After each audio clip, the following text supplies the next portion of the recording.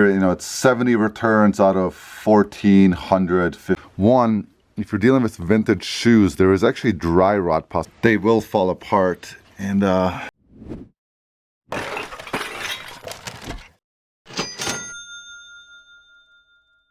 not even done shipping yet for the day, but I had to use all these IKEA bags. I gotta make some space for some inventory.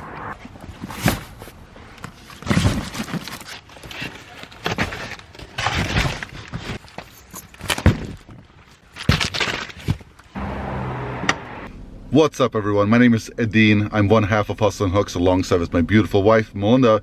We run a six-figure resale business out of a small 2,000 square foot warehouse, primarily selling shoes, clothes. Our channel is basically dedicated to documenting this journey, the ups and the downs, and hopefully along the way sharing some tips of how to make money, either full-time or part-time reselling on eBay, and also show you the struggles and the work, the actual work it takes to do all this.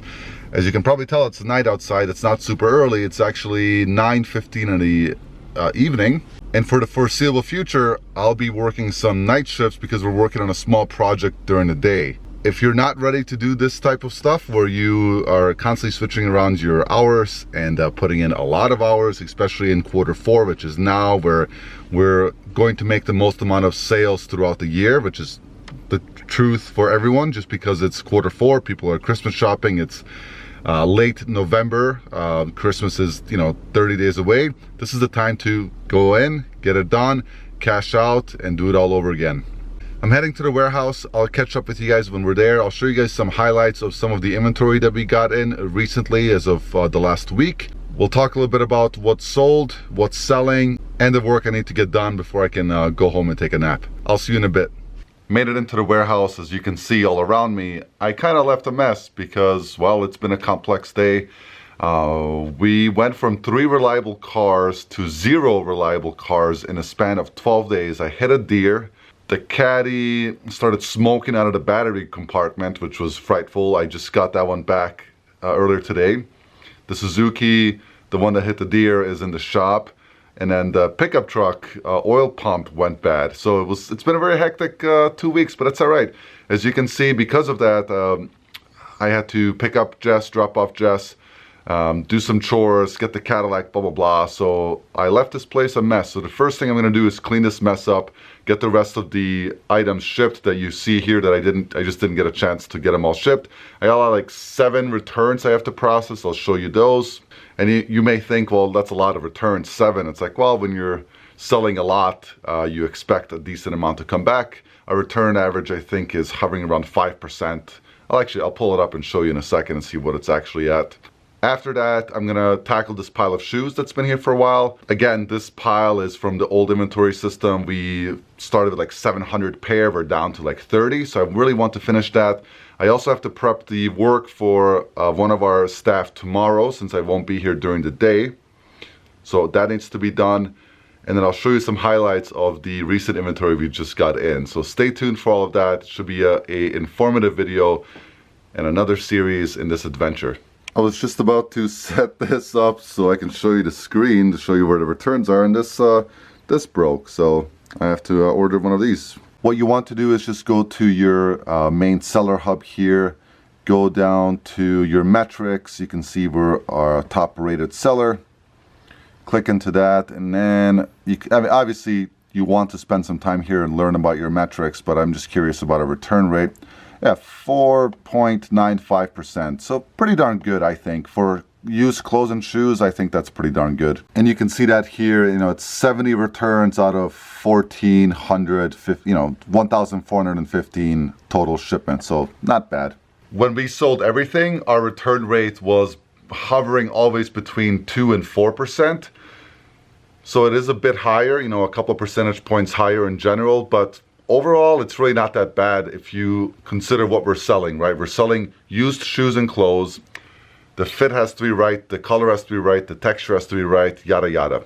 What is your return rate? I'm very curious if you guys want to comment below. What is your current return rate, and what kind of store are you? Are you everything? Are you DVD, books only? What is it? I'm kind of curious, right? If you're like a 100% bookseller, what is your return rate? Do people return books? Let me know, comment below.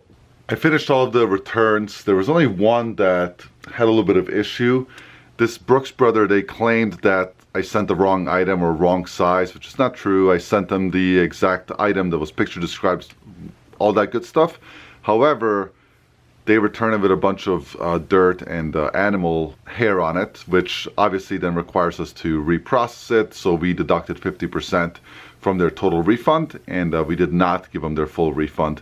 We also did block that buyer.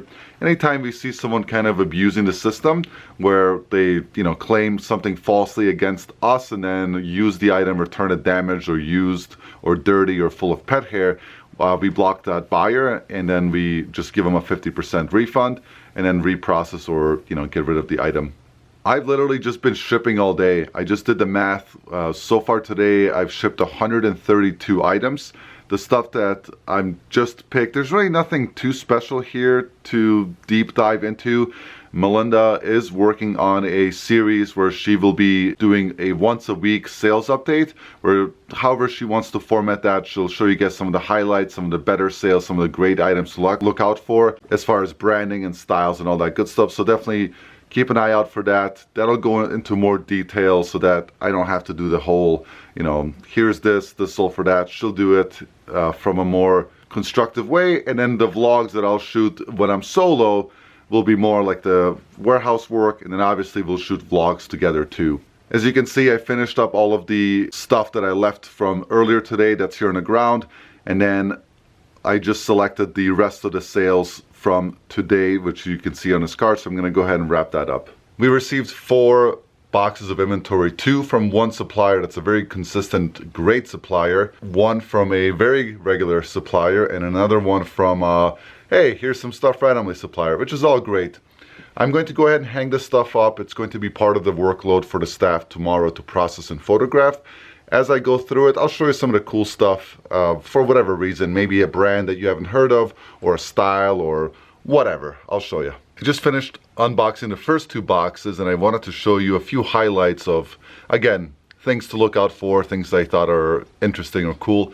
This first one is Mickey piece. Anything Disney usually sells pretty well. I'm not really sure what this piece is worth by itself. I would have to guess between like 15 and 25 bucks. Kind of a cool embroidery on the front. Anyways, always look out for Disney stuff. There's a huge following, obviously, and it sells pretty darn good on eBay. The next one here is like a Tommy Hilfiger oversized jersey sack looking thing. I have no idea what this is. It is brand new with tags.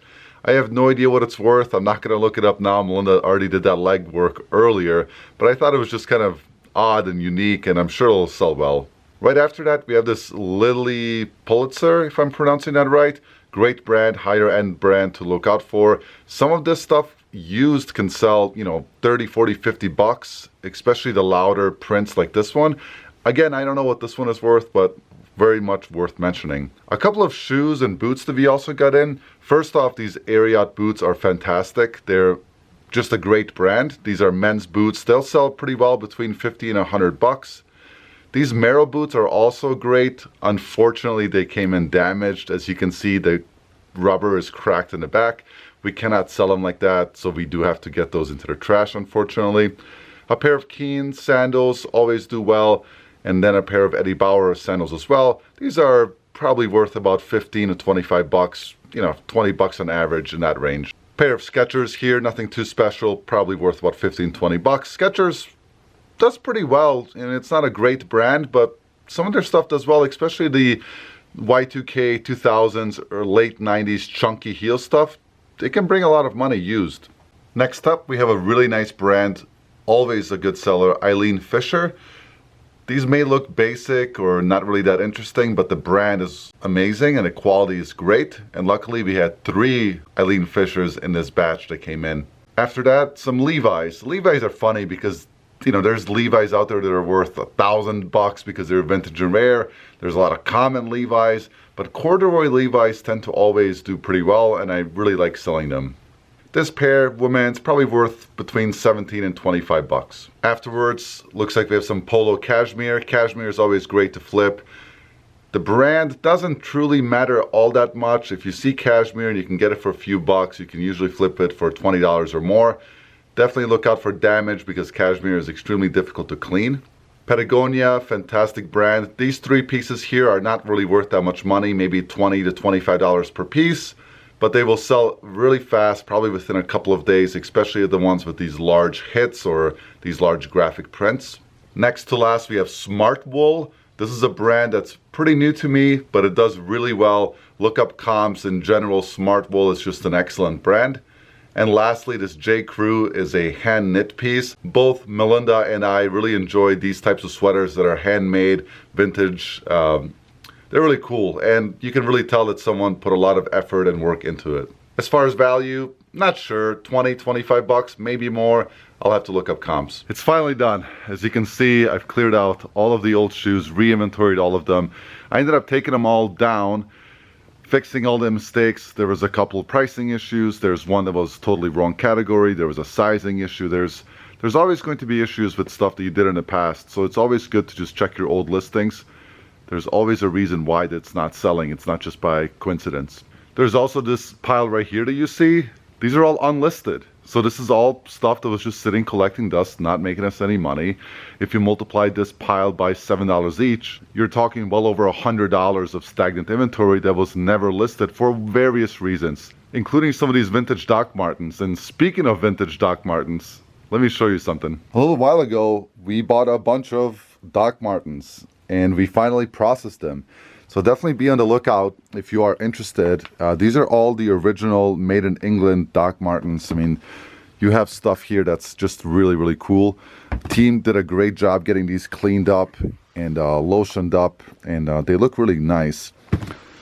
The condition's gonna vary on them. You know, there's some that just look amazing like this one. There's gonna be some that are a bit rougher. But I wanted to spend a little bit of time talking about these for a couple reasons.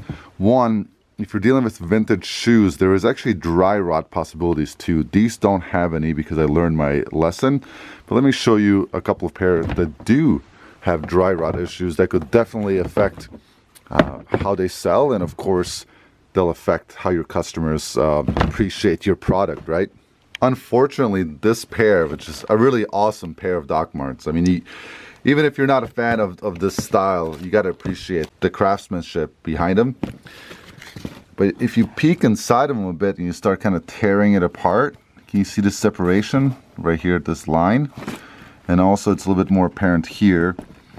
So I can't sell these because if they get any sort of moisture into them, they will fall apart. And as you can see, if I just keep doing that, you can kind of hear the glue come off.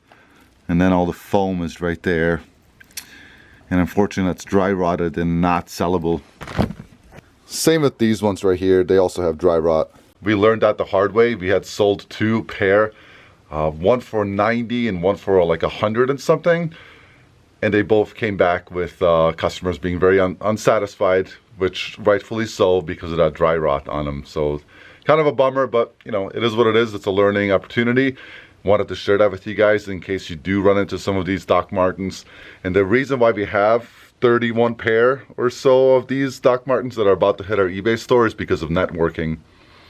We found these way back. You can check out the videos we made on them from digging through this old crappy warehouse in Detroit. Well, we actually got that connection through a friend, through the reselling community, and we were able to score a really great deal on them. If you are interested in any of those Doc Martens, send us a message on eBay or send us a message on Instagram or just buy them outright when you see them posted. I'm going to take off. It's been an extremely long night. It's past 1 o'clock in the morning. I thought working third shift or late second shift was a thing of a past, but this is the life that we're choosing to live, and there are going to be days like this. Always appreciate you guys watching. Please do take care of yourselves. Leave a comment below if you have any questions, thoughts, concerns, feedback, and we'll definitely see you in the next one. Take care.